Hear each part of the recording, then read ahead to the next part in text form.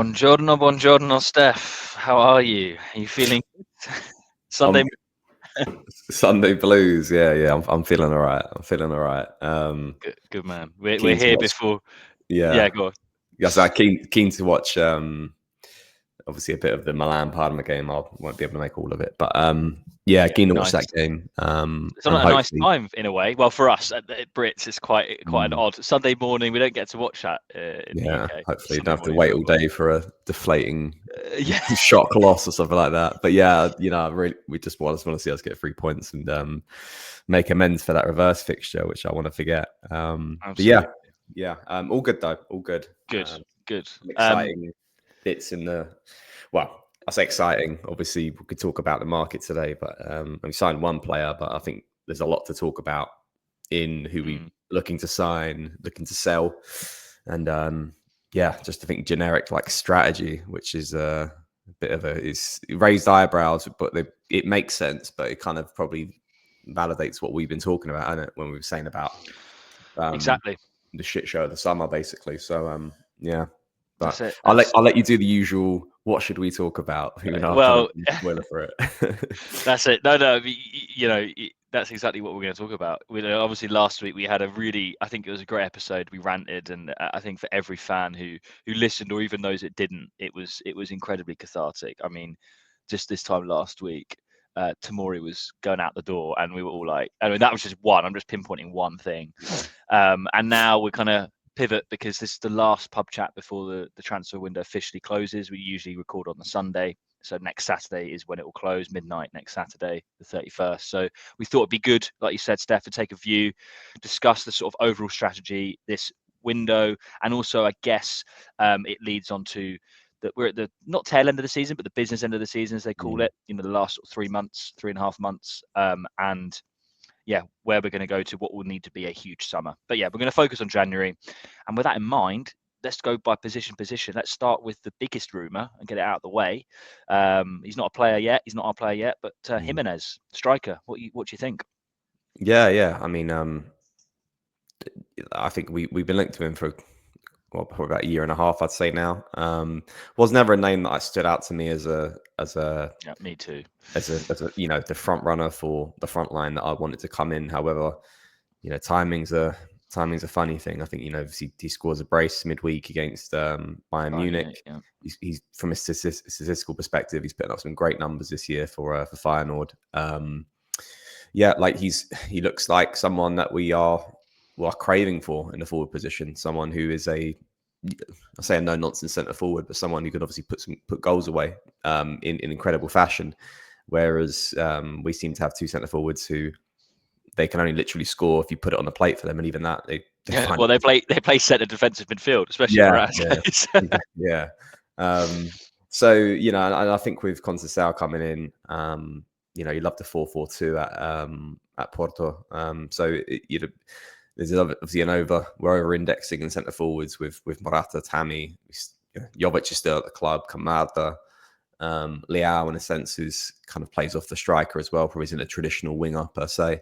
We're probably leaning towards the 4-4-2. So, Jimenez playing up there, whether it's just a the spearhead of a 4-3-3 or a 4-2-3-1 or equally a 4-4-2, I think it makes a lot of sense. But obviously there's still a lot to do regarding the negotiation. It sounds like we might be sort of, in rumor says, like 5 to 10 mil off, which should be achievable. I say should under many quotations.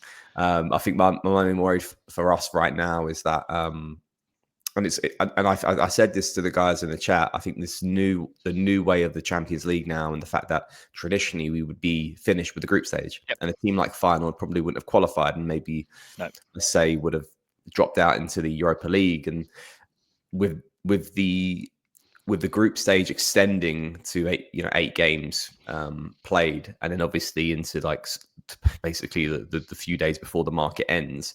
A team like Feyenoord obviously are doing tremendously well, and they could probably even get top 8, have something to play for, so that they aren't willing to part ways with their best player right now, when they literally could earn a lot more money if they guarantee that last win on the last game match day, which is usually you have this deal wrapped up by now. So there's an element of risk that I think if we let and we might have no choice but have to let this linger into midweek Tuesday, Wednesday until final play their game. That they could equally turn around and go like, nah, we don't want to do it, and we're left with no one, 100%. which I'm quite worried about. I think that's such an important point, and I'm not going to skip around, but I just want to mention something because it's relevant that you said about timing. That I just find that we are always on the bad end of timing, and what I mean by that is not only you spot on. This is the first year of this extended transfer UCL format. Sorry, so that if this was last year, I think this deal would have been done last week. It would have been done, right?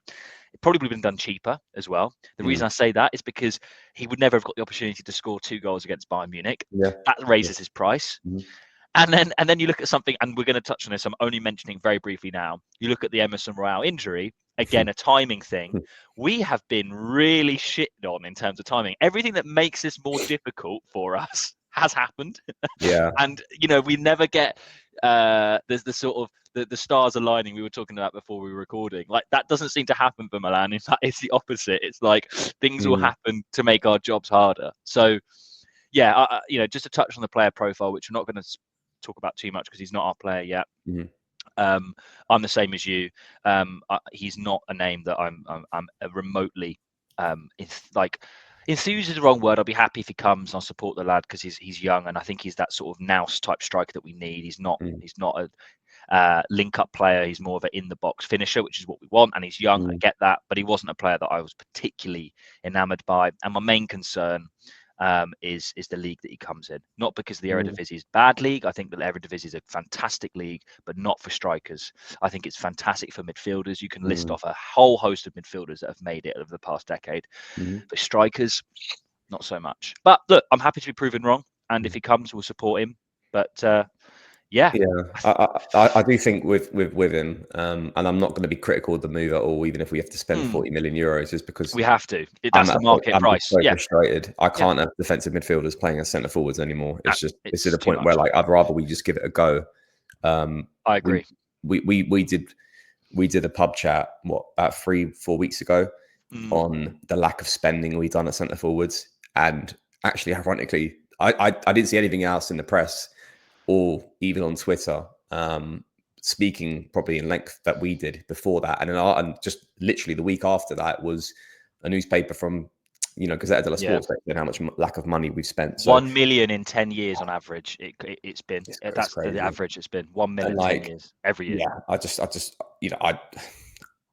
as much as I believe there's an element of risk, I just rather us roll the dice. I'm fed up of seeing other teams roll the dice and either have it work or not work. But like Retegi, for example. I mean, that was a complete roll of the dice. No one think you'd do that well, but you have to risk it. And I also think right now there's not a lot of guarantees in the market in that position without having to pay probably double way that. above. Yeah.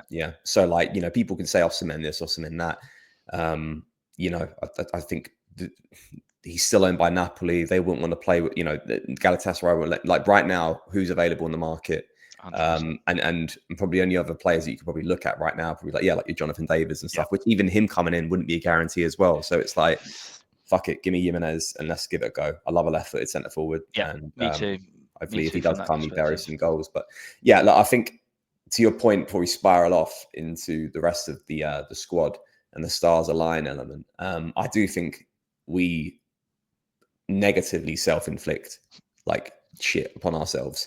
As much as the Champions League element is extended, I think, and this is the theme here with our market in January, which connects to the market in the summer, a lack of understanding of strategy, which doesn't help when you sack a coach, because ultimately then the philosophy changes, maybe the formation changes, the want of certain player changes, i.e. Tomori, they want to sell him, Conceição wants to keep him, Pavlovic, they want to sell him, Pavlovic wants to stay, maybe Conceição wants him to stay as well. There's a complete lack of alignment across the board between strategy, and that comes from the summer. Understanding what formation we want to play, or equally there's so many things we can pick apart on this. And I personally want to start on the centre midfielder position. I was going to move on to that because I don't think the wingers. I just want to say sorry. I don't think the wingers are that relevant. I know there's the Orsolini links, but I think that's quite a Oh, wild I don't speculative. think So there's nothing in that. we're It gonna doesn't skip make sense. past that. The wingers Yeah. don't look like they're going anywhere. So yeah, I think that's a good segue. The centre mid, let's talk, because I Yeah. know you want to go ham on this one. Yeah. Oh, yeah. Look, the wingers, I think at maximum one player got a look. If Chukwueze maybe, or Chukwueze, Okafor rather. on a loan, I think it was or we can probably make a quick recoup of like an asset, like if we get a sale for it. The Orsolini deal makes no sense. If it was a week ago before he got injured, yeah, I think that's where the rumor comes from. But even right now, it's been debunked anyway. Agreed. So, so midfield,